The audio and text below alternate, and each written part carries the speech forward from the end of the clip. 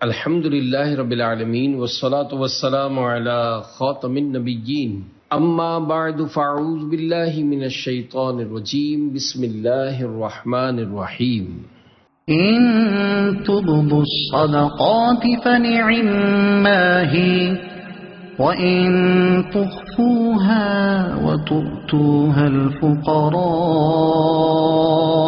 فهو خير لكم ويكفر عنكم من سيئاتكم والله بما تعملون خبير۔ ترجمہ: اگر تم اعلانیہ خیرات دو گے تو وہ کیا ہی اچھی بات ہے، اور اگر تم چھپا کر فقیروں کو دو تو یہ تمہارے لیے سب سے بہتر ہے، اور اللہ تم سے تمہاری کچھ برائیاں مٹا دے گا، اور اللہ تمہارے کاموں سے خبردار ہے۔ ان تبدوا الصدقات، اگر تم اعلانیہ خیرات دو گے، صدقہ خواہ فرض ہو یا نفل، جب اخلاص کے ساتھ اللہ تعالیٰ کے لیے دیا جائے اور ریا سے پاک ہو تو خواہ ظاہر کر کے دیں یا چھپا کر، دونوں بہتر ہیں، لیکن صدقہ فرض کو ظاہر کر کے دینا افضل ہے اور نفل کو چھپا کر، اور اگر نفل صدقہ دینے والا دوسروں کو خیرات کی ترغیب دینے کے لیے ظاہر کر کے دے تو یہ اظہار بھی افضل ہے، جیسے نبی کریم علیہ الصلوۃ والسلام مجمع عام میں صدقے کی ترغیب دیتے اور صحابہ کرام سب کے سامنے صدقات پیش کرتے۔ سیدنا صدیق اکبر، سیدنا عمر فاروق، سیدنا عثمان غنی رضی اللہ تعالیٰ عنہ کے اعلانیہ صدقات میں یہی حکمت تھی۔ صدقات کی مزید فضیلت یہ بیان فرمائی کہ اس سے گناہ صغیرہ معاف ہو جاتے ہیں۔ احادیث میں صدقہ کے بے پناہ فضائل مذکور ہیں، جیسے صدقہ غضب الہی کو بجھاتا اور بری موت دور کرتا ہے، گناہ مٹاتا ہے، برائی کے 70 دروازے بند کرتا ہے اور بری قضا ٹال دیتا ہے۔ صدقہ دینے سے روزی اور مدد ملتی ہے، عمر بڑھتی ہے، آفتیں دور ہوتی ہیں، نیز بلا صدقے سے آگے قدم نہیں بڑھاتی۔ اکثر و بیشتر اعمال میں یہی قاعدہ ہے کہ وہ خفیہ اور اعلانیہ دونوں طرح جائز ہیں، لیکن ریاکاری کے لیے اعلانیہ کرنا حرام ہے اور دوسروں کی ترغیب کے لیے کرنا ثواب ہے۔ مشائخ و علماء بہت سے اعمال اعلانیہ اسی لیے کرتے ہیں کہ ان کے مریدین و متعلقین کو ترغیب ہو۔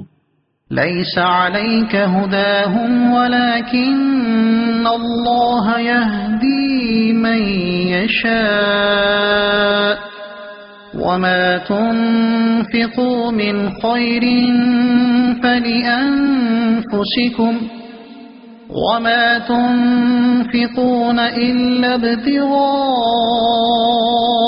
وجه الله وما تنفقوا من خير يوفى إليكم وأنتم لا تظلمون۔ ترجمہ: لوگوں کو ہدایت دے دینا تم پر لازم نہیں، ہاں اللہ جسے چاہتا ہے ہدایت دے دیتا ہے، اور تم جو اچھی چیز خرچ کرو تو وہ تمہارے لیے ہی فائدہ مند ہے، اور تم اللہ کی خوشنودی چاہنے کے لیے ہی خرچ کرو، اور جو مال تم خرچ کرو گے وہ تمہیں پورا پورا دیا جائے گا اور تم پر کوئی زیادتی نہیں کی جائے گی۔ لیس علیک ہداہم، لوگوں کو ہدایت دے دینا تم پر لازم نہیں۔ حضور پرنور صلی اللہ تعالی علیہ وسلم بشیر و نذیر اور داعی یعنی دعوت دینے والے بنا کر بھیجے گئے ہیں۔ آپ کا فرض دعوت دینے سے پورا ہو جاتا ہے اور اس سے زیادہ جد و جہد آپ پر لازم نہیں۔ یہ مضمون قرآن پاک میں بکثرت بیان کیا گیا ہے۔ وما تنفقوا من خیر، اور تم جو اچھی چیز خرچ کرو، ارشاد فرمایا گیا کہ تم جو خرچ کرتے ہو اس کا فائدہ تمہیں ہی ہوگا، کہ دنیا میں مال میں برکت اور آخرت میں ثواب کا ذخیرہ ہوگا، لہذا جب اس میں تمہارا ہی فائدہ ہے تو جس پر خرچ کرتے ہو اس پر احسان نہ جتاؤ، بلکہ صرف اللہ تعالیٰ کی رضا و خوشنودی کے لیے خرچ کرو، اور ایک ذرہ برابر دنیاوی نفع حاصل کرنے کی تمنا نہ کرو۔ اخلاص کے ساتھ کیے گئے عمل کا ایک ذرہ بھی ضائع نہیں ہوگا، بلکہ بارگاہ الہی سے برابر کا صلہ تو ضرور دیا جائے گا، اور فضل الہی سے وہ صلہ 700 گنا سے لے کر کروڑوں گنا تک ہو سکتا ہے۔ للفقراء الذين احصروا في سبيل الله لا يستطيعون ضربا في الأرض يحسبهم الجاهل أغنياء من التعفف تعرفهم بسيماهم لا يسألون الناس إلحافا وما تنفقوا من خير فإن الله به عليم۔ ترجمہ: ان فقیروں کے لیے جو اللہ کے راستے میں روک دیے گئے وہ زمین میں چل پھر نہیں سکتے، نا واقف انہیں سوال کرنے سے بچنے کی وجہ سے مالدار سمجھتے ہیں، تم انہیں ان کی علامت سے پہچان لوگے، وہ لوگوں سے لپٹ کر سوال نہیں کرتے، اور تم جو خیرات کرو اللہ اسے جانتا ہے۔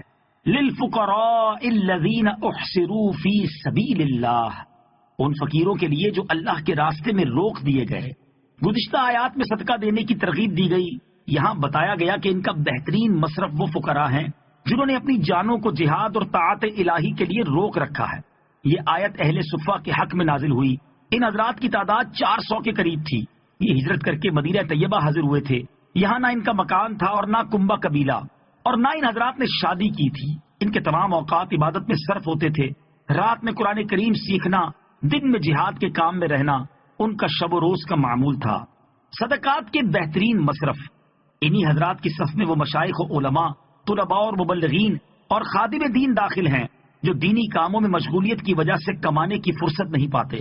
یہ لوگ اپنی عزت و وقار اور مروت کی وجہ سے لوگوں سے سوال بھی نہیں کر پاتے اور اپنے فقر کو چھپانے کی بھی کوشش کرتے ہیں، جس کی وجہ سے لوگ سمجھتے ہیں کہ ان کا گزارا بہت اچھا ہو رہا ہے، لیکن حقیقت حال اس کے برعکس ہوتی ہے۔ اگر کچھ غور سے دیکھا جائے تو ان لوگوں کی زندگی کا مشقت سے بھرپور ہونا بہت سی علامات و قرائن سے معلوم ہو جائے گا۔ ان کے مزاج میں تواضع اور انکساری ہوگی، چہرے پر ذوف کے آثار ہوں گے اور بھوک سے رنگ زرد ہوں گے۔ درس، ہمارے ہاں دین کے اس طرح کے خادموں کی کمی نہیں، اور ان کی غربت و محتاجی کے باوجود انہیں مالدار سمجھنے والے ناواقفوں اور جاہلوں کی بھی کمی نہیں۔ شاید ہمارے زمانے کا سب سے مظلوم طبقہ یہی ہوتا ہے۔ اس چیز کا اندازہ اس سے لگایا جا سکتا ہے کہ لوگ اپنے بچوں کو عالم اس لیے نہیں بناتے کہ یہ کھائیں گے کہاں سے۔ جب اس بات کا علم ہے تو یہ بھی سوچنا چاہیے کہ جو علماء و خادم دین موجود ہیں وہ کیسے گزارا کر رہے ہوں گے۔ اصحاب صفہ کی حالت پر مذکورہ آیت مبارکہ کا نزول صرف کوئی تاریخی واقعہ بیان کرنے کے لیے نہیں ہے، بلکہ ہمیں سمجھانے، نصیحت کرنے اور ترغیب دینے کے لیے ہے۔ علماء اور مبلغین کے گھروں کی پریشانیاں ختم کر دیں، پھر دیکھیں کہ دین کا کام کیسی تیزی سے ہوتا ہے۔ سمجھنے کے لیے اعلیٰ حضرت رحمت اللہ تعالی کے ان 10 نکات کو پڑھ لیں جن میں بار بار علماء کی معاشی حالت سدھارنے کا تذکرہ کرنے کے بعد فرمایا، مولانا، روپیہ ہونے کی صورت میں اپنی قوت پھیلانے کے علاوہ گمراہوں کی طاقتیں توڑنا بھی انشاءاللہ العزیز آسان ہوگا۔ میں دیکھ رہا ہوں کہ گمراہوں کے بہت سے افراد صرف تنخواہوں کے لالچ سے زہر اگلتے پھرتے ہیں۔ ان میں جسے 10 کی جگہ 12 دیجئے، اب آپ کسی کہے گا، یا کم از کم بلقمہ دوختہ باتوں ہوگا۔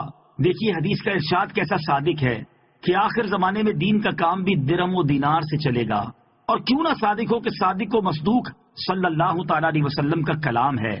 عالم ما کان وما یکون صلی اللہ تعالی علیہ وآلہ وسلم کی خبر ہے۔ صدق اللہ